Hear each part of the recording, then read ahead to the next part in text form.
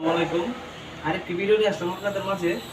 আজকের ভিডিওটি হচ্ছে 3 পিস থেকে কিভাবে আমরা 220 কানেকশন দেব, অর্থাৎ 420 থেকে 220 নিয়ে আসবো। আপনি চাইলে 420 থেকে 220 করতে পারবেন, কিন্তু 220 থেকে 420 কনভার্ট ছাড়া করা সম্ভব না। সেক্ষেত্রে অনেক কাজের ভিতরে হয় না।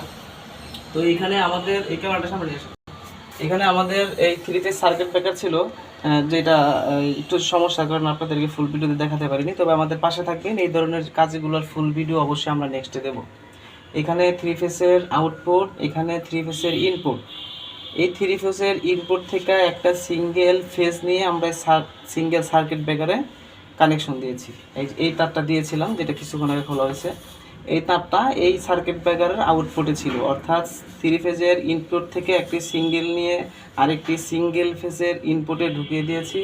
আউটপুট এখানে ছিল, যেহেতু এই মিটারটা এখন কানেকশন হয়েছে, যার জন্য এই তারটা এখান থেকে এনে এখন এই ফেজে এই সার্কিট ব্রেকারে কানেকশন দিয়ে দিয়েছি।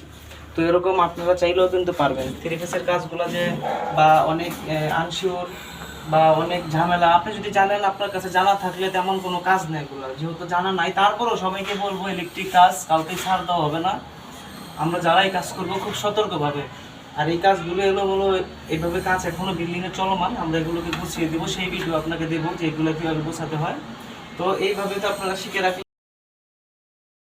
থেকে একটা ঘাট থেকে যদি আমরা কানেকশন নিয়ে যাই, নিউট্রালের ব্যাপারটা আসি। নিউট্রাল আপনি কোথা থেকে নেবেন?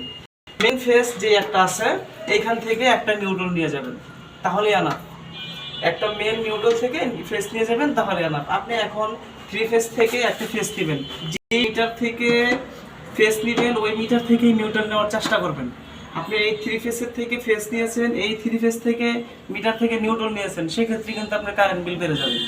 এটা অবশ্যই রাখতে হবে। আমি এই 3 ফেজ থেকে একটা ফেজ নিয়ে ফ্যান লাইটের জন্য ব্যবহার করব, এখান থেকে নিউট্রাল নিতে হবে।